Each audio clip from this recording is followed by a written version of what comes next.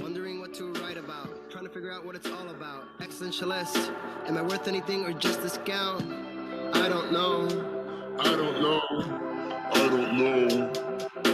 Spending time all alone, sending my songs through the phone, dreaming of a better home, while focused on trying to hone this craft, witchcraft. I hope the Bluez let this last. I don't know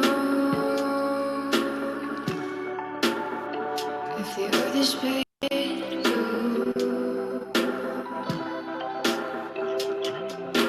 I don't know if that's really you. I wanna go outside. That was Watson with Outside. Excuse me for mumbling. I was tranced by the dancing of Easy Blues. Myself Prestige behind the brand. Losing my focus, sir. But we have a very, very, very, very great guest.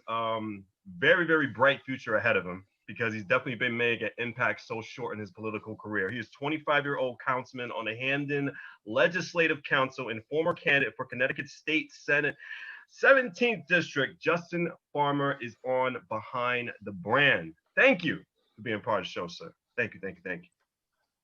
Thank you. Absolutely, absolutely. Now, I just want to know, what did you aspire to be first, a marine biologist or a politician? Oh, marine biologist, politician. I'm still not aspiring to be a politician. Really? Really? So this is just short. Will be short term. I thought I would see you go as far as you can with this thing, just by just the stuff you have been done, all your achievements.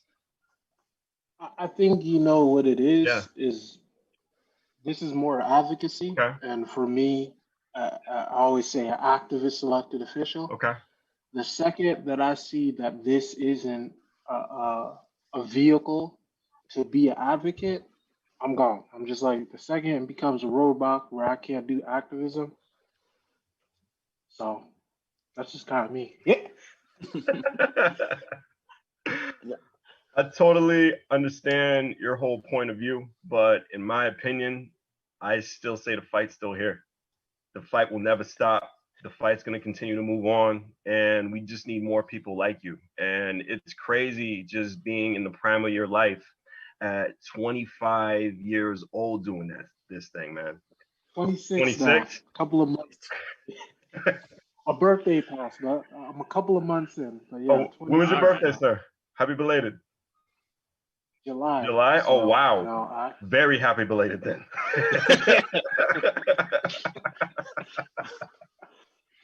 Well, see, this is absolutely one of the things that I love the most about you, Justin. Is, you know, you say you're an advocate, and it's true, like 100%. You know, we had a conversation even just before getting into the show, where, you know, it went from me giving you the information for the show to you actually just asking, you know, what you can do, you know, what is there, and you engage in these very, very difficult conversations. And, you know, one of the first things, and one of the things that I love the most that you did say was, when people come to me and, you know, I ask them, you know, how can we fix this? And, you know, it's not just about throwing money at it. It's about actually going in there and fixing the issue themselves. And you, for example, while you were running for town councilman, you were out there picking up trash. You were out there.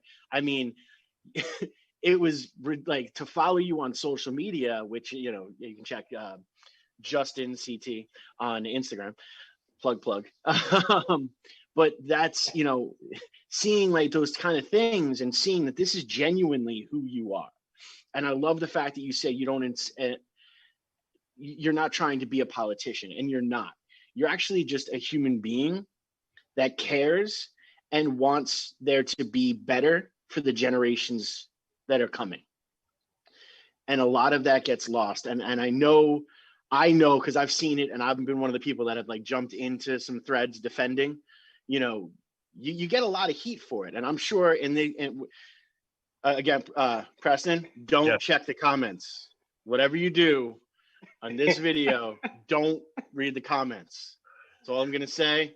Just forget about them. Just Easy, click I think on. I should read the comments because Justin has faced every type of criticism he has seen so far in his career. So if I read the comment, it'll probably be light work compared to what Justin has seen in his work schedule. Well, one of the craziest, I'll and just I'm say, go ahead. no, I was just gonna say it's wild to me because Yeah. before, and I'm sure we'll get into it, before the storm on the Capitol, a couple of days before, Mm-hmm. people were calling for my resignation because they said he wants to abolish the police. He should be removed from city council. Da da da da da. And a couple Yeah. of days later, nobody had anything to say. I was like, hold up, I thought y'all were like, I actually wanted to like, like all of a sudden nobody has anything to say. Well, and that's the thing is like, and just to paint a real face on it for the people that are just tuning in. Okay, I'm an average everyday human being. I show up, I go through social media the way everyone goes through social media. One day I'm clicking through, and this woman is just like and you weren't even there. And there's this woman is just eviscerating you and saying some very hurtful things and calling you a racist and all this kind of stuff. And my one comment, which shuts down everyone who calls you a racist, by the way, is, oh, you mean the guy that without even knowing me showed up to my house and helped put my bed together for me and my extremely white family? That guy? You're calling him racist? And they're like, you don't know what you're talking about. I was like, no, this dude's literally been in my house. Like, I know what I'm talking about. We listened to Childish Gambino and built a bed. Like,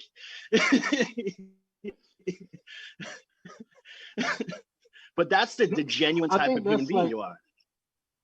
Yeah. I think that's something else that for me, especially coming into politics. So I started at 23, and I think something that's different was like many people fall into politics. I was searching for myself. I was trying to figure out who I am, what I'm about. I was sick with Tourette's, which is why I wear the headphones all the time. I was really trying to figure out how do I navigate, and I just ended up being everywhere. And so I have a track record of being everywhere for so long that you have people who will be like, he's a politician and this, and then you'll just run into random people where it's like, Regin like randomly helped me carry my couch like 3 years ago and nobody knew who he was. Or I randomly talked to the dude about some random issue and like we were talking about a grocery list and then like a week later I was like, oh, you're my councilman. And I think those are the connections where we often see politics as these systems and institutions, but like individuals, like I don't try to pretend to be anything else. I'm like, cool. I am a broke college student going about 9 to 5, doing what I can. And I'm like, I just happen to have a title and I don't try to make anything bigger than it is. And I think those are the experiences where like when you share, I think one of the things just to speak on it, Yeah, go ahead. especially with MLK Day, um, I did not grow up with my father. And in fact, my father, the person who I call my father, is a white man from Utah. And him and his wife gave me the essential writings of Dr. King. And for a while, I was getting clowned by friends because I was literally underlining. There was one speech, the Negro is not moving too fast. And I pretty much underlined, like, once you go through it, like almost every single line in the speech was underlined.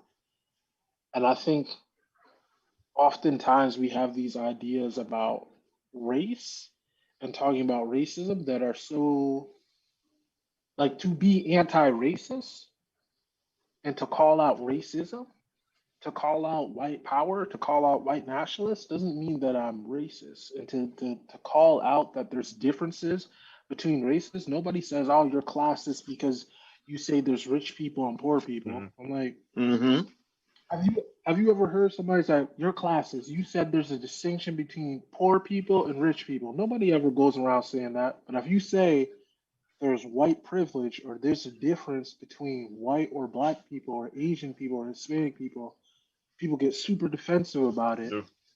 And I'm just like, whether it's you or whether it's me, like us not being able to talk about race and how that interacts with stuff, that gets in the way. And like we should be able to have pride.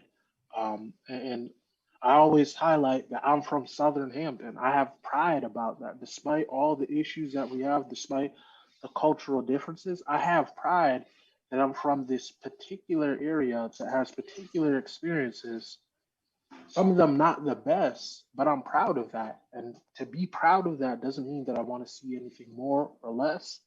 And that's where I kind of, I think if anything, that's kind of where we have to be able to speak about our differences and Mhm. not just be able to always say that we need to come together. Because me coming together with you, like, cool, like I'm gonna need accommodations. Mhm. Certain things are gonna have to be different. Certain Mhm. places we're gonna have to walk differently. And if we can't admit that and can't acknowledge that, we can never come to a common understanding. So I just wanted to highlight that because I think I laugh on my family. Half of my family is white. Mhm. My brother-in-law is a white police officer. My great grandmother was a German Jew who couldn't get into the U.S., who had to Mhm. immigrate to Cuba. And then my grandfather was in Jamaica. That's how they linked up. And I always laugh about the fact that my great grandmother's native tongue is different than mine. She had a different skin than mine. She had a different religion than mine.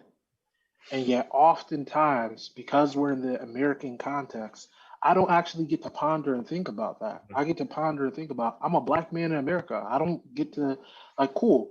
Technically, I'm of Jewish descent, but that never goes through my mind. I never think about, man, I want to visit where my great grandparents are. I'm like, no, I want to know where my great grandparents were on the other side of my family. Where did they immigrate from Africa? I want to Mhm. know about the people who had struggles like me. And I think our inability to talk about race steals away from so many other people who have unique perspectives like my own from being able to explore that bigger context of like, oh, I am so much more than my color. And the fact that we can't talk about color, we can almost never get around the fact that people can be multi-dimensional. So I don't know where I was going with that, but I God, wanted to yo, that state was that. amazing. That was Easy. amazing. I hate to cut Yeah. you off, but Go ahead. just a little bit. I'm gonna piggyback off what you just said, Justin. In 2020, we witnessed a lot, so much. How many uncomfortable conversations did you have with people that you were surprised to have with in 2020 when it came to race and just opening up and talking about cultural differences? I think I think there was a lot of uncomfortable conversations, and I Mm-hmm. think most of that there was a couple of different themes. So there was one, me running as a state senate Mm-hmm. candidate, and we have a culture, especially in the U.S., of whitewashing and sanitizing conversations. Right. And I remember good, liberal, well-meaning people saying to me, Mm-hmm. "Electability, Justin. People won't elect you in the valley." And I'm like, "Why?" And I'm like, cool, like what you're telling me is you don't trust poor white people to get over their racism to be able to vote on issues and principles and matters. And you're telling me without actually saying it that you Mm-hmm. feel that these people are so racist that they are incapable of seeing past our black skin or seeing past our headphones. And like those were conversations where I had with well-meaning people where I'm like, cool, I know what you're trying to say, and I appreciate you trying to save my feelings, but really you're perpetuating racism because you're saying that either you don't think I will work hard enough or you or communities won't work hard enough to be able to Mm-hmm. focus on the issues rather than race. And I'm like, so those were conversations I had with people all the time where I would have to break it down. And it's just like, ah. And I think another conversation was around after George Floyd with, Mm-hmm. you know, protests of burning stuff and I think so many people have conversations, and I think it's pertinent, especially on MLK Day, when we talk about nonviolence. Um, people talked about structures burning and people looting. And as a student of history, whether you're talking about the 98 riots in LA or you're talking about the riots in 68 or 65 or 62, I think people oftentimes like to romanticize nonviolence. And I'm just like, cool. Whether you're talking about MLK or Mahatma Gandhi, like they use the tools of nonviolence because white supremacists owned weapons and had the ability to crush any type of demonstration that would encourage violence. And I would get frustrated with people because they would talk about the destruction of property and how it doesn't help these people and it doesn't help their communities. But then these are the same people who didn't know about, Greensville. They Mhm. didn't know that a whole entire community was wiped out just because they were black and they had wealth. Mm. They didn't know about Philly Move and how a police department dropped a bomb in a community and destroyed 3 blocks of a city to target 2 houses. And these are the same people who would talk to me about violence and what it looks like and the racial context of it. And I think those were a lot of those uncomfortable conversations are like, cool, I'm a nonviolent person. Mhm. I advocate for nonviolence. But as things continue, I'm like, I don't know if I could say nonviolence is the way. And I'm like, I'm not gonna commend people for burning stuff down or destroying stuff, but I don't know if I can condone people who've been living in violent situations. We talk about defund the police and people getting scared about this idea, but there, oh, we need clarity. We're not really sure what that means. I'm like, cool. When I say Planned Parenthood, nobody's like, I need clarity. I don't really understand what that means. Oh, I don't like, well, you know what's going to happen if you defund these things. And I think the Mhm. conversation about state violence through programs and how that plays out through systems and violence that is in retaliation to those systems, that's been the majority of uncomfortable conversations. And I think because this 2020 was just one thing after another, Mhm. that we haven't really had time to sit and process through each thing. Like many communities did something to commemorate the life of George Floyd, but nobody really talked about what happened. We try to put it on the individual. Right. It was this police officer. It was this police department. Mhm. It was this place in our state, in our country, but it wasn't a systems issue. And when we break down these things and we really look at it, I'm like, cool, that officer had 9 infractions on him. Mhm.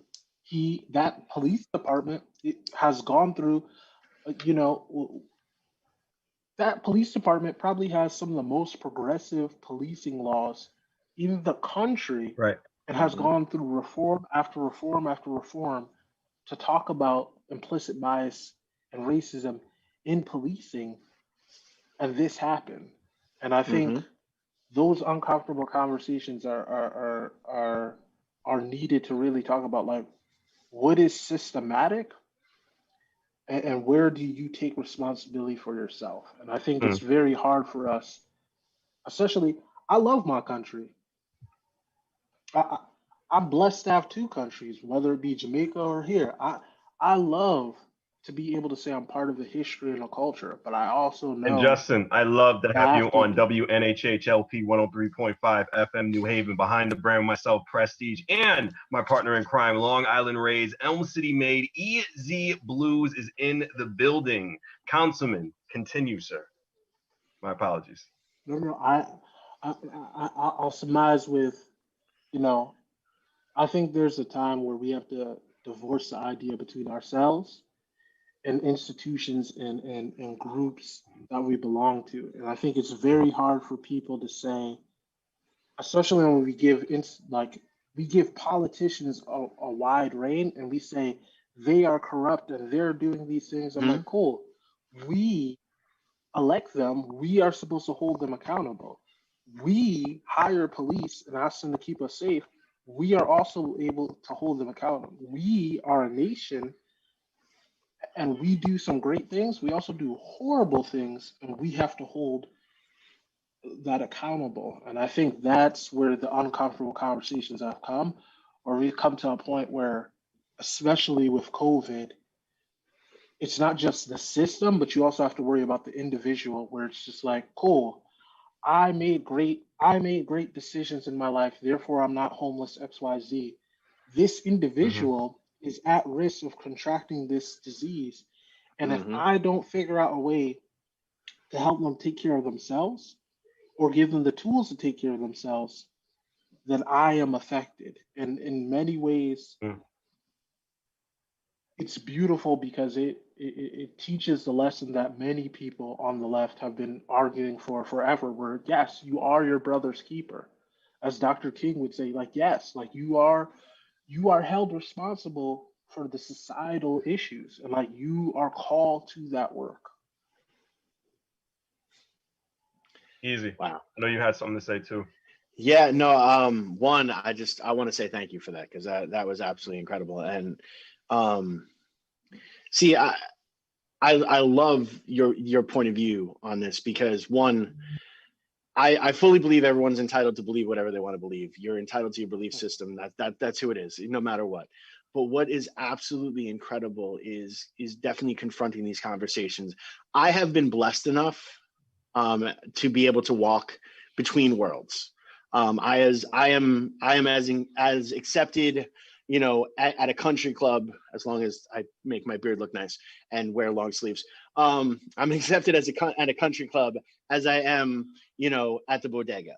And I fully understand that, and I'm one of the few. I'm not going to say few people. I'm one of the people who takes the story both to the whole side, and I hold people accountable. I mean, I've cut out family members, because they wanted to have that toxic life, and look, I used to be the dude in New Haven that would walk around with my inshallah hat that said inshallah in Arabic on it, and some people would be like, I'm gonna fight you, and I'm like, you're gonna lose. um you know but I did that because serving in the military, I've served with Muslim soldiers, and they were serving and fighting for a country that there's people that still don't even consider them human, but they're still out there and they're still fighting for that truth. They're still fighting for that constitution. They're still fighting for what is right. So if I can walk around with a hat that says inshallah in Arabic and people start to ask me questions, and I can say this is to show my brothers that and sisters that they are loved unconditionally. And if that means, hey, I get socked in the face today, I get socked in the face today. If that means someone's going to randomly come up and hug me, cool. I'm going to randomly come up and hug me. But it's that those aspects. I love having uncomfortable conversations. One, because I'm a little off. Preston and I have had a lot of uncomfortable conversations, mainly about his horrible taste in pizza. But besides that, you know, you, We're gonna have you more know. uncomfortable conversations after this program, Justin. Don't worry about that. You just insulted my taste buds right now. Well, but it's okay. It's all right, because his taste buds almost took him out last night. So Wow. they did. Wow, Come on buddy. now, you're honest. Like, let's be honest. Let's live in the moment. It's behind the brand, so we're letting What people in. it wasn't the delicious New Haven pizza though. Okay, Justin, well, tell me about the balance between schoolwork and being in a campaign. How hard was it for you? So I unfortunately took the last year off of school, Ooh, okay. You know that. and that was something that you know, it, I think initially where I said to myself, cool, I'm not gonna let all of this get in the way, but I also think it was a great experience to step back and do this work. And then also to be, we had a police shooting a year and a half hmm ago, and then we Yep. had everything else. And I think having that experience of being in the middle of all this and seeing and trying to figure out what was my process and what I realize now that on a personal level, I cannot stop my life for the movement. Like the movement is gonna go on, Mhm. and things are gonna have to happen, and like I have to be able to say, I need to get X, Y, Z done. Cool. Sorry if you need me, but like this is where I have to make a Of barrier. course.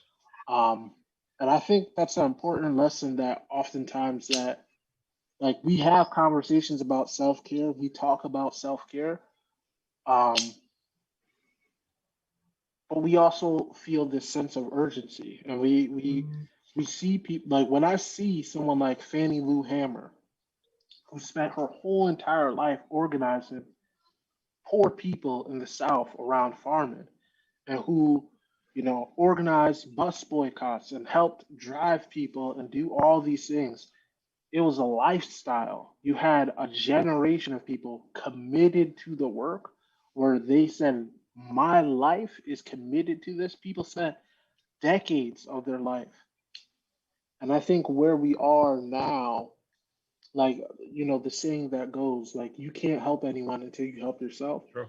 I think Mm. that is a lesson that the last year I really realized where I got to get myself straight. I got to put on my face mask before I try to help somebody else get their oxygen mask because Hmm. if I Mhm. don't, this work will bury me. And also, we see when people get bitter, when Mm. people are selfless and put themselves in the work, there's so many people that you see get hardened and bitter and upset because there's a lot of sacrifices and there's a lot of things that we don't speak on. And I think that has been something beautiful for me to really realize like, cool, there are things that are in my control and there are things that are outside of my control. And like, if I know Mhm. now, like certain issues I'll see, I'm like, cool, I know I can't do anything about this. I could spend 20 hours that week trying to figure out if there's a way to push the pendulum a little bit this way. Or I can say, cool, I'm going to give 5 hours to this, and then the other 15, I got to focus on me. Um, Hmm. I think that has been the biggest challenge. And then coming back into school, it's been different because of COVID. So it's been weird to have a year where it was intense, especially under Trump, because I've only been elected under Trump being president, where every week somebody was being deported. Every week there was this going on, there was that going on, where it's constant being out there to now everything's on Zoom.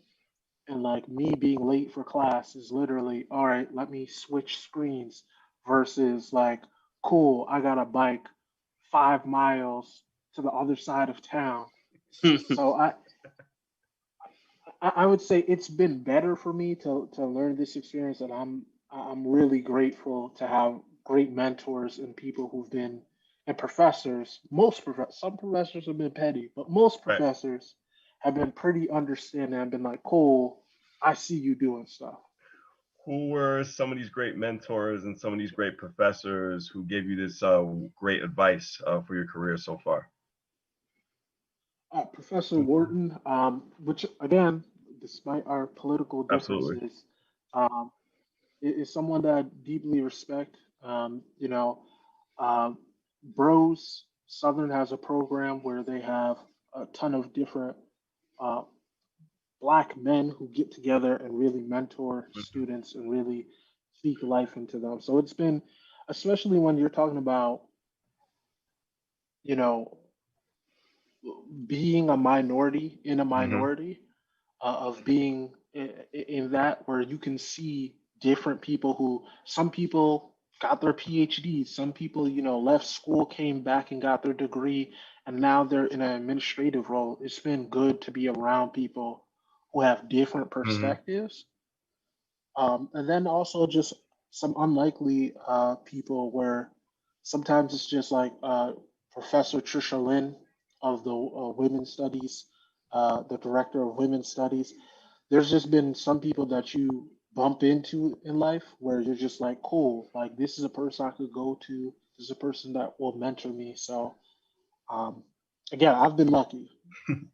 And you said you've been lucky to experience different people with different cultures and just different like walks of life. Now, were they also in your same age group, being so young for the first time, getting elected as a councilman? Did you see as many people in your age range going? Because I've been seeing that more now, pre COVID and post COVID, seeing more young people getting involved in the politics and learning what they have to learn and getting more into their local elections as they should be. Have you been seeing more of that as well too? I think leading up to COVID Okay. and post COVID for sure. I think one of the weird things, uh, I'm a young elder Right. in the sense that I, I'm not brand new to the game. I've Mhm. been an elected official 3 years now, so it's different in the sense that many of the people who are coming in don't have the same connections or the same perspective. And I think for me, I've been doing activism for about 6 years now. So I have been I've worked with labor unions, I've worked at Planned Parenthood, I've worked with different organizations, I've been all across the state. I've Right. I've knocked doors in 56 municipalities out of the 157 municipalities. So when we talk about seeing young people, I see young people coming in, but I think one of the interesting things is a lot of us actually aren't getting involved with politics. A lot of us are getting involved with activism. And Mm. I guess I have a concern mostly so because, you know, King talked about dual power. He talked Hmm. about, Right.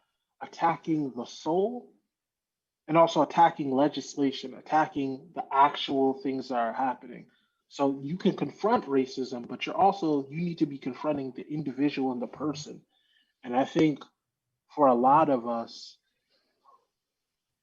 especially when you first start, activism can feel really fulfilling and really life affirming. But if you're not tackling the issues from both sides, you can't be as effective. And the last thing I'll say on this is that I think one of the weirdest things, we had one of the biggest campaigns. We had 300 people work on the campaign for state senate. Um, I was one of the oldest people in the executive team for my campaign Wow. at 25. So I think Hmm. that's some like the person who was the deputy campaign managers. One was a freshman at Yale, didn't even start school yet when we started the campaign. The other one was a sophomore at Southern. So I think we are seeing some young people get involved and really take the reins. I also think it's interesting because that institutional knowledge is being lost. So as we have younger people come in, they have to kind of um, recreate the wheel rather than to perfect it. I love that term. I definitely love that term. Now you're talking about people knowing more about knowledge. Tell our audience about the Green New Deal. What is it and why is it important for the community? Thanks. With that, so the Green New Deal, like the New Deal, it is really about economics. And Right. the New Deal was we have a ton of people who are in poverty, we have a ton of people who are Right. struggling. We have to fix our economy, but also we like cool. There are certain things that we need to give to people, but things aren't free. So like FDR was great in the sense that he's like, cool, we need social programs. He's like, we Hmm. cannot survive the depression. We need to federally back people's money. We need to be able to make sure people can put their money in a bank account and have trust in that. We need to give people access to healthcare. In fact, something that we don't talk about during the Great Recession and throughout FDR's tenure was that they actually temporarily freeze college and stop having people pay for college. Hmm. So the Green New Deal is basically this new mindset of like, hey, our environment is in a crisis. We are in a Yeah. crisis. We cannot continue polluting our air. We cannot continue to ignore the realities of climate change or the costs that it actually costs to us. And it says that not only that we need to create jobs to make sure that people are able to pay their bills and contribute and help their families, but we also need to be thinking about how to make sure there's a just transition, saying that we're not just going to say coal miners, you're all gone and you don't have a job, but cool, like they did during the the the New Hmm. Deal. Cool, if you have a skill, we're going to retrain you, educate Hmm. you how to do something that is more productive and that adds value to our community. So whether that be in Hamden, we have Sleeping Giant, Hmm. the castle that's Yeah. up there, that was a Green New Deal project. Also, spraying for gypsy moths used to be a huge issue in Hmm. Connecticut. My generation, I don't know what a gypsy moth is. I've never seen Hmm. one. And that's because we put people to work to take care of issues. The last thing I'll say about the Green New Deal Hmm. is that every community practices a Green New Deal. People don't realize this. Every decade, your community creates a plan of conservation that says, how do we get our economy right? How do we make sure we're taking care of our environment? How are we going to handle transportation? And like we put together these plans and then put them on a shelf. A Green New Deal is saying the federal government, you need to give us money to help us put together these things. And also, you need to help with retraining people so that they have jobs.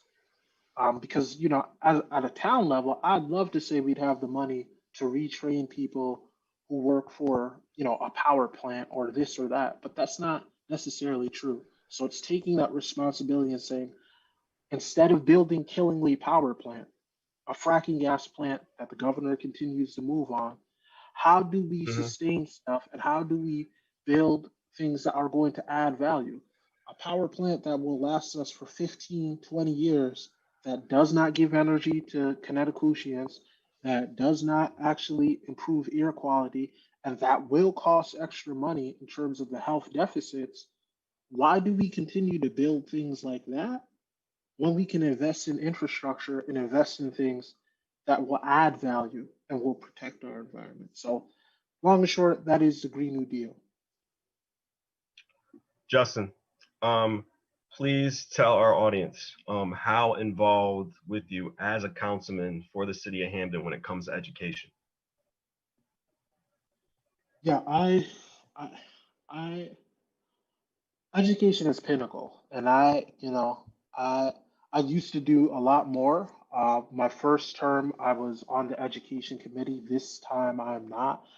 Um, I've been very supportive of the SEPTA, the Special Education PTA. As a Hmm. student who had disabilities, I, I would say that making sure that our kids who are differently able are able to have adaptive technology and able to participate is so important. Um, in terms of the last uh, 2 years, we've had conversations around law enforcement being in our schools, um, especially students with disabilities and how we handle that. I think most of those conversations have been pretty productive. Um, Right. Having conversations about resources, um, you know, we, there's been a couple of different fundraisers to help buy adaptive equipment. But I Hmm. think the most impact I've probably had in our schools is working with young people, especially the young people who have been appointed to the Board of Ed. Um, Right. it has been very powerful for students to connect and say, hey, we have this issue and we want to advocate on it. And I think it's been a rare, unique role to play where, I'm not on the board of ed. So I don't have to make all the decisions that our educators do. But being able to see and create alternative opportunities for youth has been powerful. So, like, I helped some youth put together a mayoral forum to have young people ask questions of the mayor and say, what are you going to do? How are you going to educate us? Breaking down the budget with students, I think, was something powerful. Because I don't think, like, our Board of Education, the budget is $74 million. So most adults don't know what's in the budget and how it works, let alone Right. students. And to have a forum to really say to students, I'm like, I know this is boring, cool. Let's break this down. I think those have been the biggest impacts I've had in terms of education, of just creating opportunities for youth to engage. And then so much so where, again, we have 300 some people work on a campaign. And I would say probably 100 of those people were 18 and under, where it's just young people who were getting involved, getting experience. And I think one of the coolest things has Just been hold that thought on WNHH LP 103.5 FM New Haven. Myself, Prestige, Long Island Rays, Elm City Made, Easy Blues is with me for Behind the Brand with Justin Farmer. Continue. My apologies. No, all good. I think the best thing out of this really has been connecting students with internship opportunities and other opportunities where somebody will say, I had one student who said, hey, I want to write a book.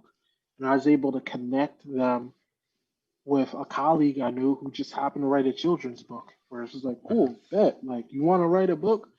I happen to know someone.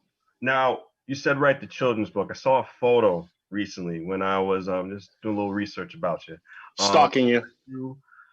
Reading to a whole bunch of kids inside, I believe it was like a little elementary school, like second, third grade class. Now, was it that similar situation you just talked about, just reading to the kids, just getting involved with them?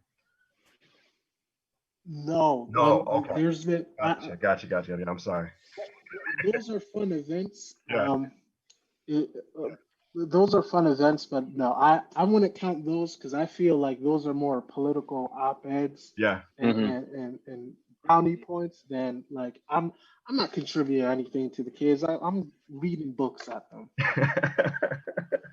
Well, it's super interesting, like everything you're saying. And what I love is, like, your campaign, like the first councilman campaign and everything, it became part of what I like to call, kind of gave me reignited a passion in myself after 2016 election not going the way that I thought it was going to go, not going a lot of thought it was going to go.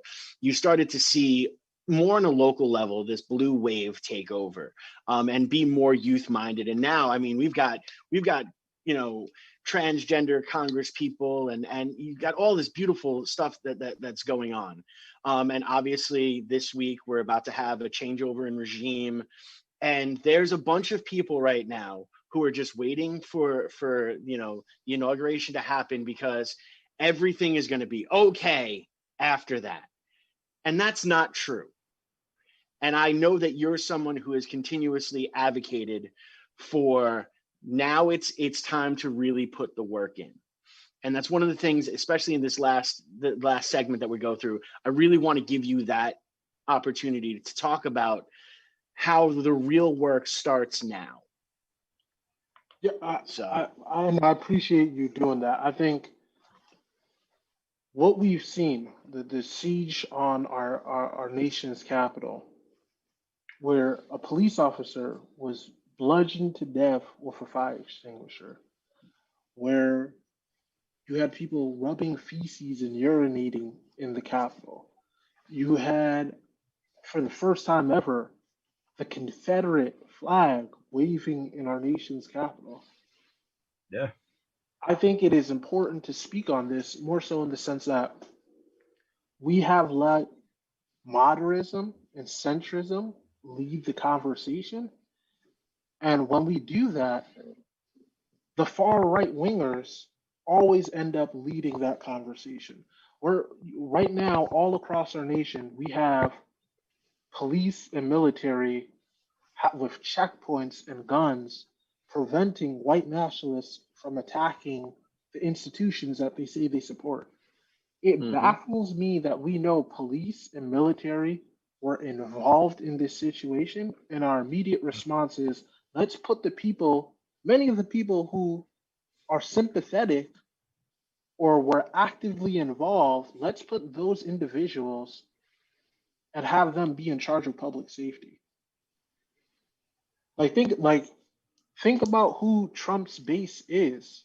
Mm-hmm. Yeah.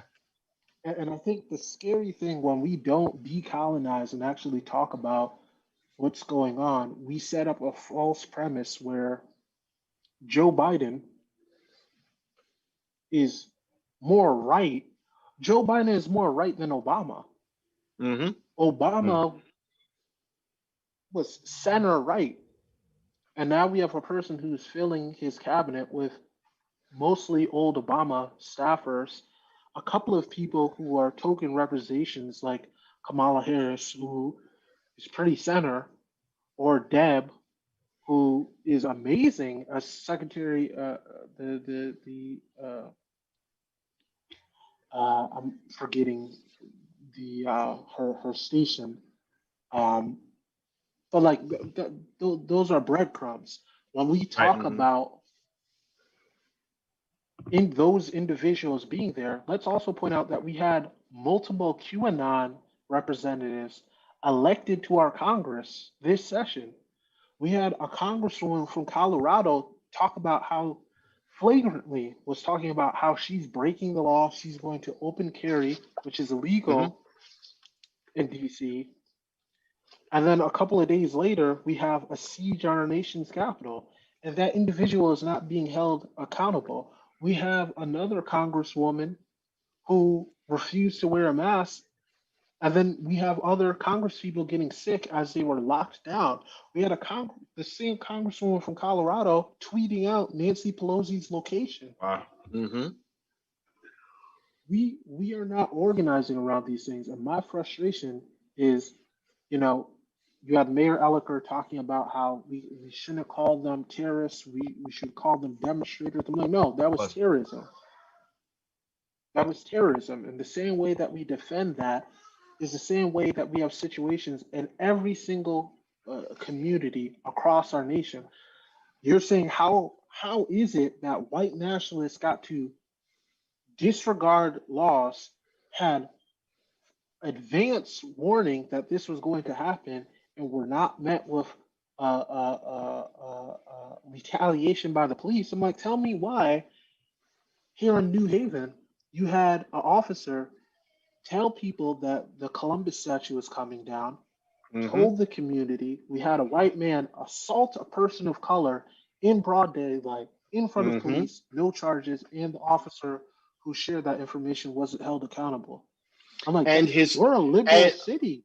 hold on, and his father is on the board to decide what the statue is going to be replaced. Let's be honest there. Okay, go ahead. Sorry, I'm gonna put my jerkness in there real quick.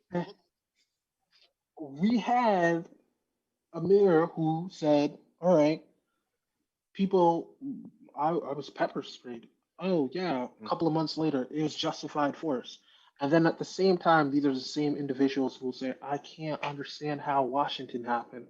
Like, what do you mean you can't understand? I'm like, we allow for these things to happen and we don't talk about how it's connected. We want to pin it on individuals. These individuals, they're stuck in conspiracy theories. It's not their fault. Da, da, da, da, da. For some of them, that's true, but they are fascists. This is what they wanted to see. They are not anarchists. They don't believe in no government. They believe in a certain government with certain ideologies. They are fascists.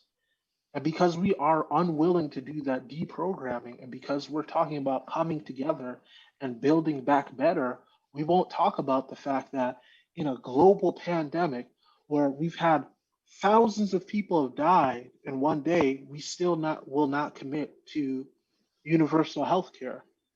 Mhm. We have people suffering for 9 months and got what, $600, and we gave them another $600, and now we're debating giving them $2,000 when every other developed nation has been giving out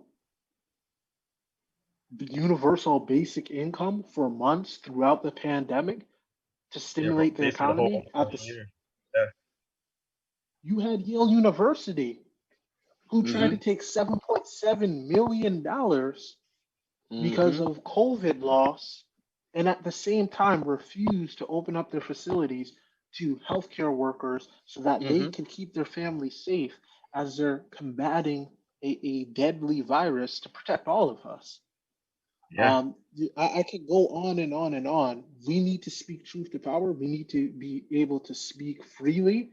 And when we don't combat these ideas and we're just like, oh, unity, and we're never going to come to the issue. The issue that I have with Joe Biden and this and the siege on the Capitol, why are we still having an inauguration? Who's going to be coming to the inauguration? Why are we defending? Why are we setting up checkpoints to come into the city rather than just not have a silly event when we have a global Mm-hmm. pandemic? Why are Right. we asking people to put themselves at risk for a silly ceremony? That means nothing. There's real work to do. You're telling me tens of mil we're spending millions of dollars to put up barricades and to buy Mm-hmm. fences and to staff military and to do all these things and potentially logistically get people sick with COVID to hold a silly event to project a false sense of power, which is the same thing that ended up us for the people who say, I don't care about public safety and I don't care about our military and so on and so forth. No, I think it's supercilious to have a ton of military personnel stuck in the middle of the ocean on a submarine contracting COVID to project strength to Russia that we can shoot a nuclear missile at them. I think that's dumb. I think we have more important issues to work on.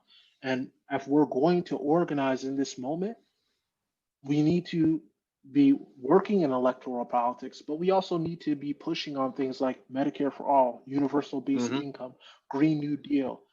We cannot go back. It is not possible to go back. Anyone who is talking about going back, go read Dr. King's The Negro's Not Moving Too Fast and take out the word Negro and replace it with any identity group that you belong to outside of white, because I don't want white nationalists to use it to radicalize themselves. To take any group that you want and put it in there and let it speak to you, and you will understand that the urgency is now. Like we Mm-hmm. cannot wait for any longer. Like now, we need to radically change things. And if we don't, we're already seeing a police state happen where now fascists who are right wing attack the nation's capital, and now that's going to be justification for more police, more military, less resources to the actual things we need, all in the name of public safety. How am I going to feel safe when we're dumping millions of dollars to prevent mostly white community members to tell them don't break the law? We got about a minute and a half. Justin, thank you for being here.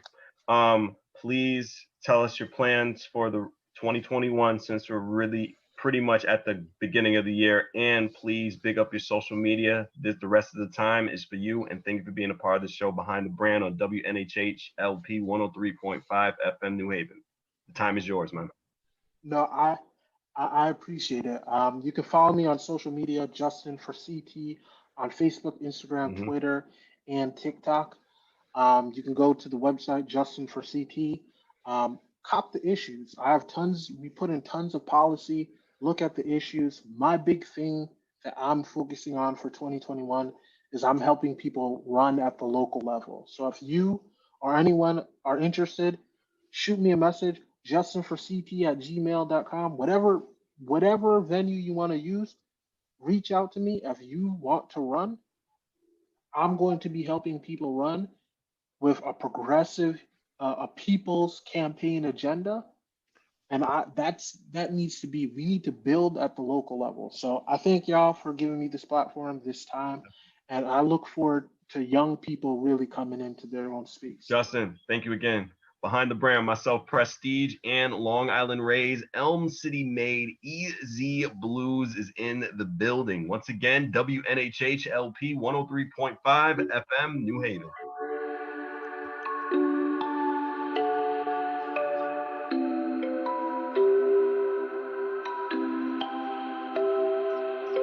I'm going to talk to you about that because I think I need to run, but we'll talk. Just a scout. I don't know. Spending time all alone, sending my songs through the phone, dreaming of a better home, while focused on trying to hone this craft, witchcraft. I hope the Bluez let this I last. don't know if the earth is big.